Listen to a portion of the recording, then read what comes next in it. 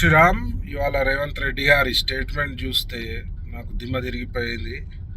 హిందూ దేవతలు 3 కోట్లుండ్రా, నాన్ వెజ్కి ఒక దేవుడు, పెళ్లిగానోళ్ళకి హనుమంతుడు, పప్పన్నంకో దేవుడు, మందుకు ఓ దేవత, ఎల్లమ్మ పోషమ్మ అని ఎటకారంగా ఇలా మాట్లాడడం జరిగింది.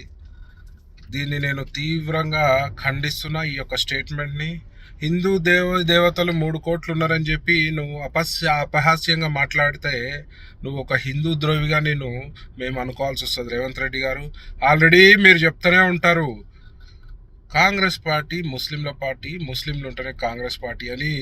మీ యొక్క ధోరణి, హిందువులపై మీ యొక్క ధోరణి పలు సందర్భాలలో పలు బహిరంగ సభలలో చెప్పడం జరిగింది. ఒక అడుగు ముందుకేసి వాళ్ళ దేవీ దేవతలని అపహాస్యం చేసుకుంటూ మరి కించపరిచే విధంగా, మరి ఇవాళ దారుణంగా ఇవాళ ముక్కోటి దేవతలను అవమానపరిచే విధంగా మాట్లాడడం మాత్రము చాలా తప్పుగా నేను భావిస్తున్నా. దీనిపై పోలీస్ శాఖ కూడా సీఎం రేవంత్ రెడ్డిపై కేసు పెట్టాలని, మరి ఇలాంటి ధోరణి ఉంటే మాత్రం మరి ఎందుకు ఓట్లు అడగనీకి బిచ్చమెత్తుకోనికి మా హిందువుల దగ్గరకు వస్తారని నేను ప్రశ్నిస్తున్నా.